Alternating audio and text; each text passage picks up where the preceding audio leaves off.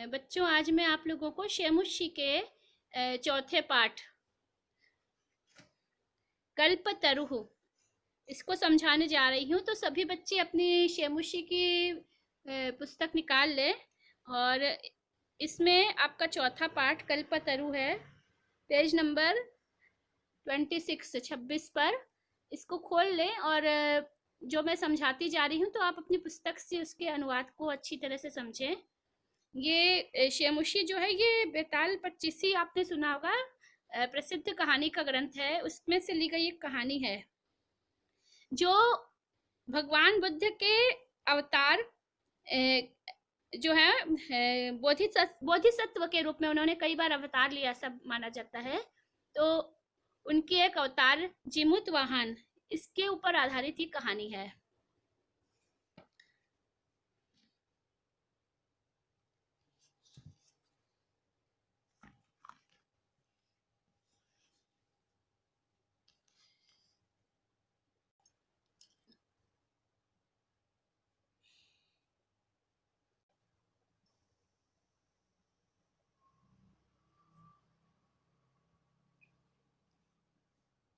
यह पाठ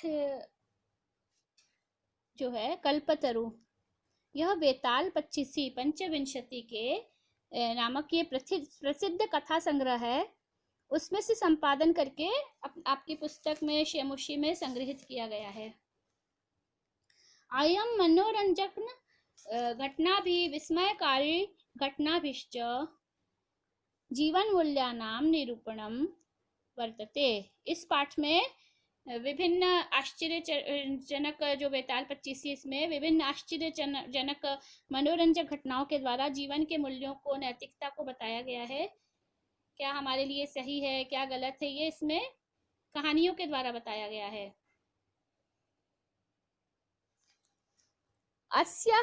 अस्यां कथायां पूर्वकालतः एव स्वगृहोद्याने स्थित कल्पवृक्षेण जीमूतवाहनः लौकिक पदार्थान न याचते।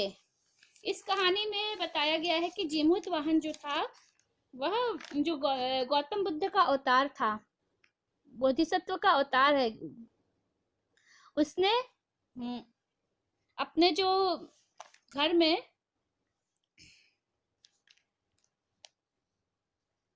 उद्यान में, स्वगृह उद्यान, अपने घर के उद्यान में स्थित कल्प वृक्ष था, उसके उद्यान में उसने कल्प वृक्ष से किसी प्रकार के लौकिक पदार्थों को नहीं मांगा। अपितु सह सांसारिक प्राणिनाम दुखानि अपाकरणाय वरम याचते, बल्कि वह संसार के दूसरे लोगों के, सांसारिक लोगों के और संसार के दूसरे लोगों के बारे में परोपकार करते थे वो, तो दूसरे लोगों के दुख को दूर करने के बारे में ही उन्होंने वरदान मांग लिया। यतो ही लोकभोग्या भौतिक पदार्था जल तरंगवत अनित्याः सन्ति, क्योंकि वो जानते थे कि सारे जो पदार्थ हैं वो पानी की तरंग के समान, जिस तरह से पानी में बुलबुले आते हैं तुरंत मिट जाते हैं, इसी तरह संसार के समस्त पदार्थ अनित्य हैं। हमारा शरीर से लेकर के सब कुछ जो कुछ है वह एक बार नष्ट हो जाता है। जिस तरह से पानी में बुलबुला आता है और नष्ट हो जाता है, तो उन्होंने अस्मिन् संसारे केवल परोपकारः एव सर्वोत्कृष्टम चिरस्थायी तत्वम अस्ति।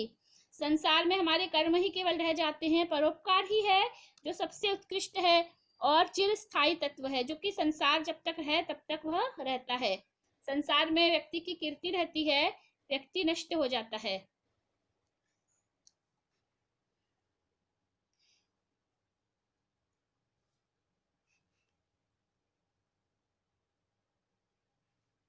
अस्ति हिमवान नाम सर्वरत्न भूमि नगेंद्र, सभी रत्नों की भूमि, सभी रत्नों की खान हिमालय अस्ति है।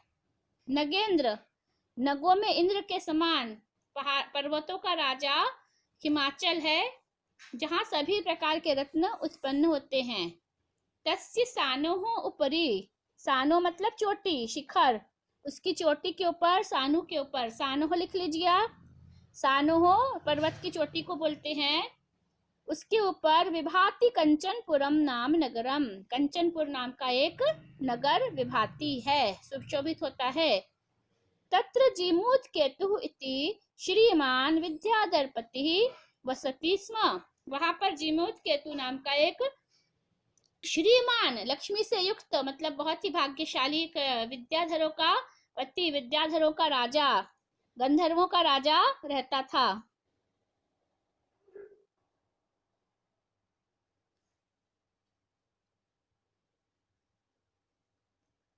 तस्य गृहोद्याने कुलक्रमागतः कल्पतरुः स्थितः, उसके घर के उद्यान में, बगीचे में, घर के बगीचे में एक बहुत ही सुंदर कल्प वृक्ष था। कुल क्रमागत, जो परंपरागत पीढ़ियों से, कई पीढ़ियों से उसके पास कुल क्रम से आया हुआ एक कल्प वृक्ष था। स राजा जिमूत केतु तम कल्प वृक्ष कतरुम आराध्य तत्प्रसादात् च बोधिसत्वांश संभवम जीमूत वाहनम नाम पुत्रम प्राप्नोत। उस राजा ने, जीमूत केतु ने कल्पतरु की आराधना की, उसकी पूजा की और उस कल्पतरु को प्रसन्न करके कल्प वृक्ष की कृपा से बोधिसत्व के अंश, बोधिसत्व का अवतार जो थे, अंश था जीमूत वाहन,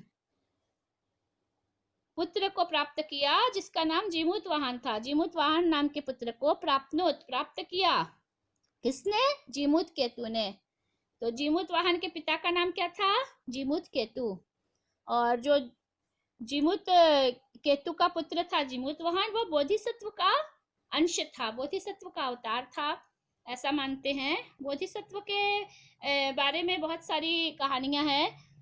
भगवान बुद्ध ने बोधिसत्व के रूप में कई बार पृथ्वी पर अवतार लिया है और अनेक लोगों की मदद की है, तो इनके बारे में कई सारी कहानियां प्रचलित हैं।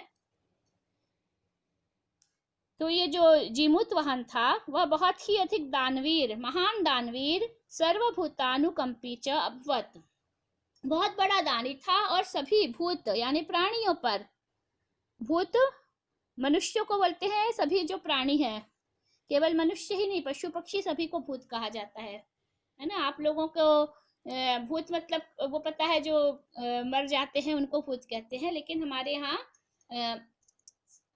हमारे संस्कृत में भूत मतलब प्राणी, ठीक है, भूतनाथ, प्राणियों के स्वामी शिव जी।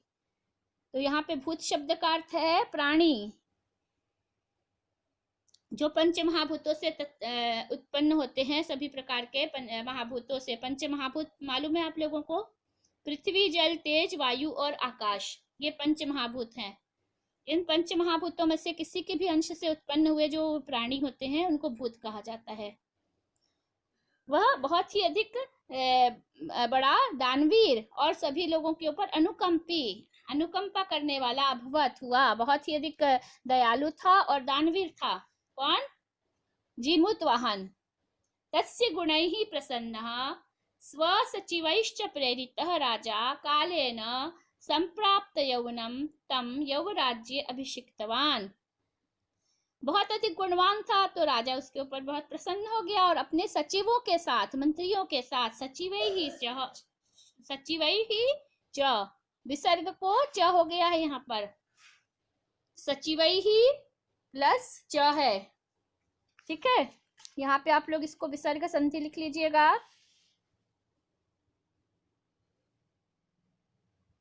सचिवैः च,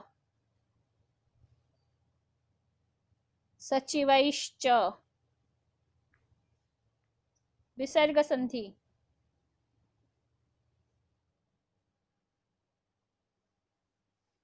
वह अपने सचिवों के साथ में, सचिव मंत्री को बोलते हैं, सचिवैः सह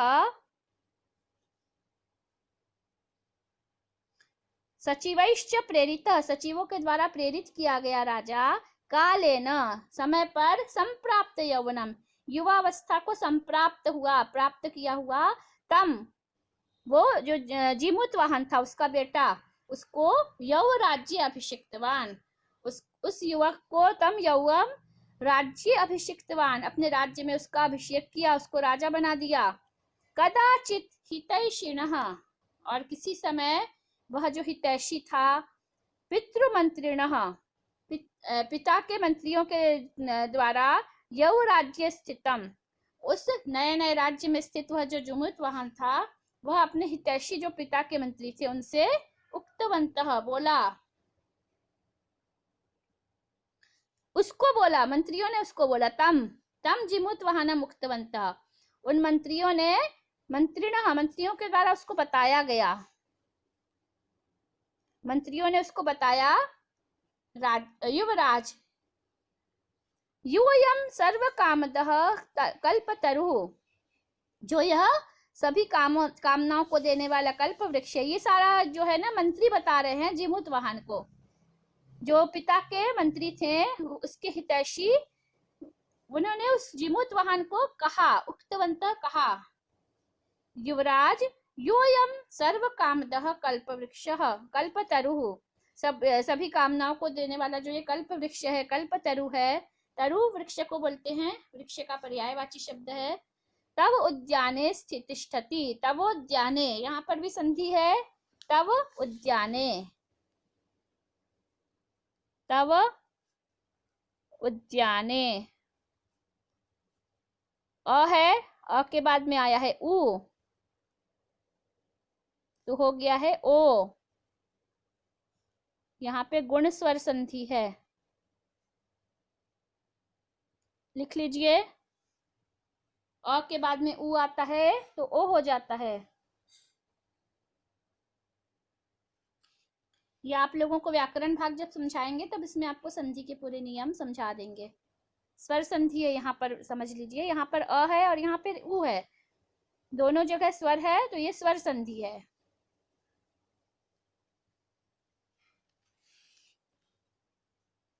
तवोद्याने, तुम्हारे उद्यान में, तिष्ठति, स तव सदा पूज्य, जो यह सभी कामनाओं को देने वाला कल्प वृक्ष तुम्हारे उद्यान में है, वह तव, तुम्हारी सभी कामनाओं को पूरा करने वाला है, वह हमेशा है तुम्हारे लिए पूज्य है। तव में षष्ठी विभक्ति है, तव के, तुम्हारा, तुम्हारे लिए सदा ही पूजनीय है वह वृक्ष। अस्मिन् अनुकूले स्थिते, इस वृक्ष के अनुकूल होने पर, सती शक्रोपि अस्मान बाधितुम न शक्नुयात, यहाँ पर शक्रोपि अस्मान बाधितुम न शक्नुयात, शक्नुयात, शक्र इंद्र को बोलते हैं, इंद्र का पर्यायवाची है शक्र, लिख लीजिए, शक्र इंद्र, इंद्र भी, अस्मिन् अनुकूले स्थिते सती, इसके अनुकूल होने पर, शक्र भी, इंद्र भी हमको बाधा नहीं पहुंचा सकता, इंद्र भी हमारा कुछ नहीं कर सकता। एतत् आकर्ण्य, यह सुन करके, जिमूतवाहनः अचिन्तयत्, जिमूतवाहन सोचने लगा, अहो ईदृशम अमरपादपम प्राप्यापि पूर्वैः पुरुषैः अस्माकं तादृशम फलम किमपि न प्राप्तम, अरे इतना सुंदर, इतना अच्छा अमर पादपम, अमर वृक्ष होने पर भी, पूर्वैः पुरुषैः, हमारे जो पूर्व पुरुष थे, पूर्वज थे, उन्होंने, अस्माकम, हमारे, पूर्वैः पुरुषैः, हमारे पूर्व पुरुषों के द्वारा, तादृशम फलम किमपि न प्राप्तम, उस प्रकार का कोई फल नहीं पाया गया, किंतु केवलम कैश्चिदैव, कैश्चित् एव, यहाँ पर भी संधि है, कैश्चिद् एव, कैश्चिद् एव, किसी किसी कृपणैः, कश्चिदपि अर्थ अर्थितः, किसी किसी कृपण, कंजूस, या किसी किसी व्यक्ति, जो उसमें से कुछ लोग थे जिन्होंने केवल, जो लालची थे धन के, उन्होंने केवल कुछ अर्थ, रुपया पैसा ही केवल प्राप्त किया उस वृक्ष से, केवल पैसे मांगे, धन ही मांगा और कुछ नहीं मांगा। कैश्चिद एव, कश्चिदेव,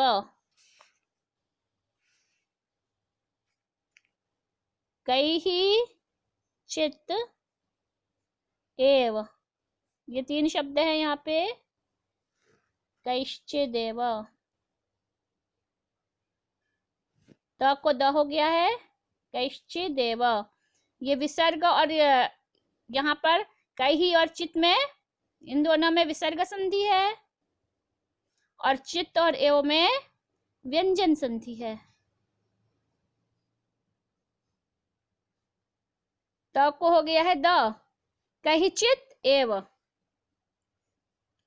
उनमें से कुछ कुछ लोगों ने कश्चित अपि, कह चित अपि, कैश्चिद अपि, कश्चित यहाँ पे भी विसर्ग को हो गया है श, कश्चिद, त को हो गया है द, कश्चिद अपि। यहाँ भी दोनों में विसर्ग संधि है और इन दोनों में व्यंजन संधि है। उनमें से कुछ लोगों ने ही, कैश्चित अपि, कुछ लोगों ने ही केवल कुछ धन को प्राप्त किया। अर्थ धन को बोलते हैं, अर्थ धन है, कुछ धन ही प्राप्त किया।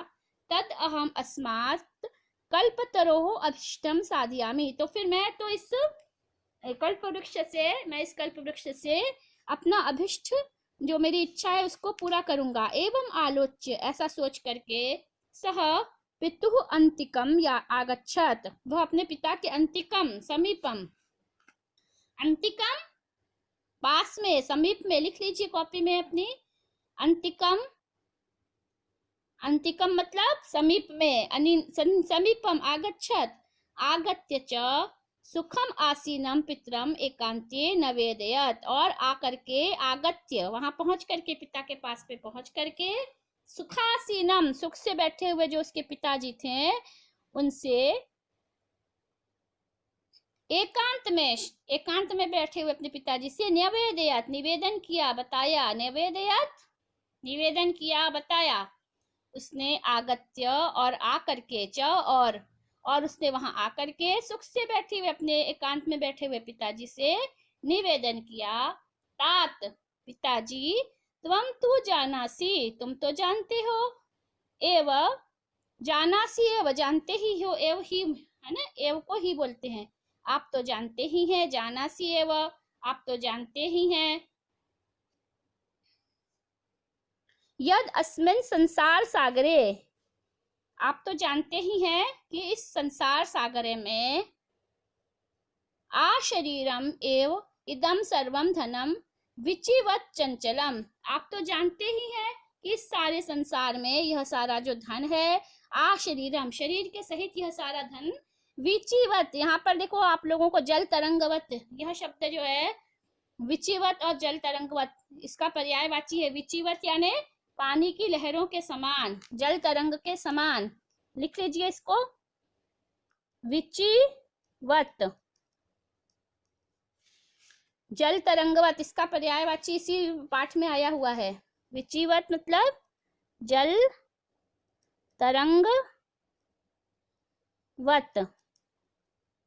पानी की लहरों के समान, पानी की लहरों के समान, तरंगों के समान, विचि के समान, अस्थिर है, चंचल है, लहरें चंचल होती है, इसी तरह से यह सारा शरीर और सारा धन पानी की लहरों के समान चंचल है, अस्थिर है। एक परोपकार एव अस्मिन् संसारे अनश्वरः, केवल एक परोपकार ही है, हमारे कर्म है जो परोपकार है, वही केवल इस संसार में अनश्वर होते हैं। जो युगांत पर्यंतम यशः प्रसूयते, जो हमारे मरने के बाद युगों तक, युगांत तक यश को प्रसूते, उत्पन्न करते हैं, यश को देते हैं। तद अस्माभि ईदृशम कल्पतरुः, तो हमको इस कल्पतरु की किमर्थम रक्षते, हम लोग इसकी रक्षा क्यों कर रहे हैं। यैश्च पूर्वैरयम मम मम, हमारे जो पूर्वज लोग थे उन्होंने, पूर्वै ही अयम, हमारे पूर्वजों ने इसको मम मम, ये मेरा है, मेरा है, इति आग्रहेण रक्षित, ऐसा करके इसकी आग्रह से, आग्रह पूर्वक रक्षा की है। ते इदानीम कुत्र गता, बताइए हमारे वो सब पूर्वज कहाँ गए अब इस समय, इदानीम इस समय, कहाँ गए, कुत्र गता, बताइए, जो मेरा मेरा करके इस कल्प वृक्ष की रक्षा कर रहे थे इतने पीढ़ियों से, हमारे जो पूर्वज थे वो सब अब कहाँ है। केशाम, तेषाम कस्यायम, तेषाम उनमें से कस्य अयम, यह किसका है? कस्य अयम में भी संधि है, कस्य अयम, दीर्घ स्वर संधि अ, ये दोनों मिलकर के एक आ हो गया है, कस्यायम, कस्य आ यम, कस्या, य में आ हो गया, कस्यायम, दीर्घ स्वर संधि।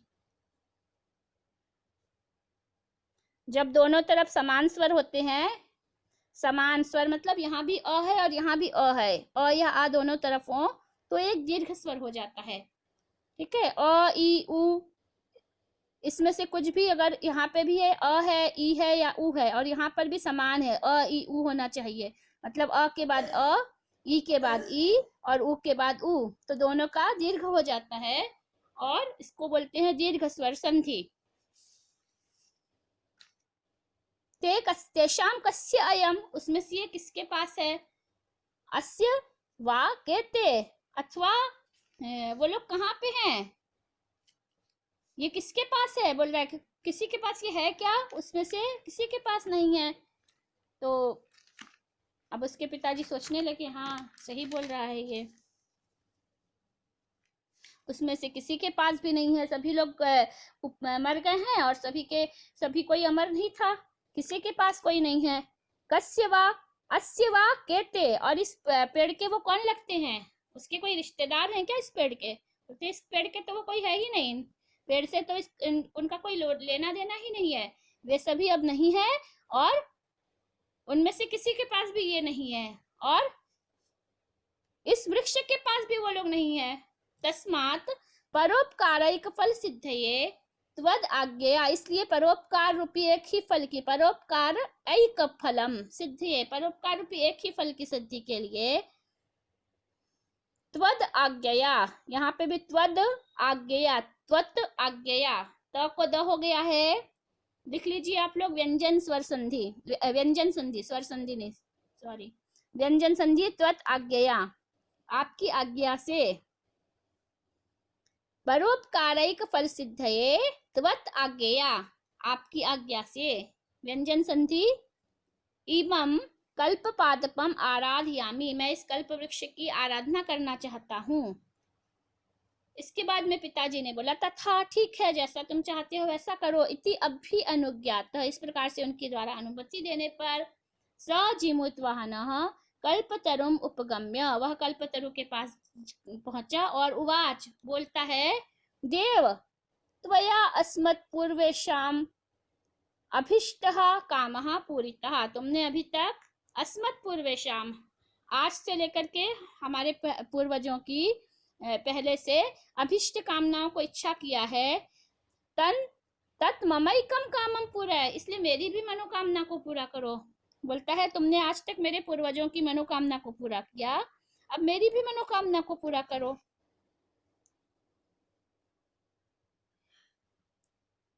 यथा पृथ्वी अदारिद्रम पश्यामि, जिससे कि मैं सारी पृथ्वी को दरिद्रता से रहित देख सकूं।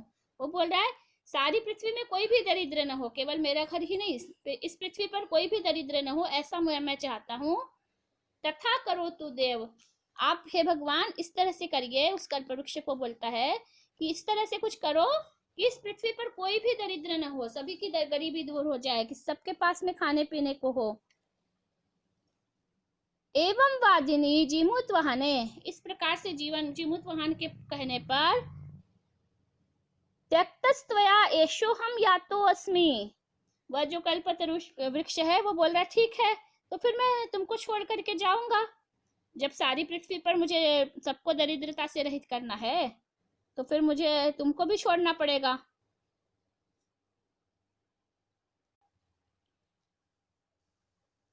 तो फिर वह जो जीमूतवाहन है उसके ऐसा कहने पर, एवं वादिनी, ऐसा कहने पर, त्यक्तस्त्वया एषोहम यातोस्मि, तुम्हारे द्वारा त्यक्त किया गया, त्यागा गया, अब मैं यातोस्मि, जा रहा हूँ।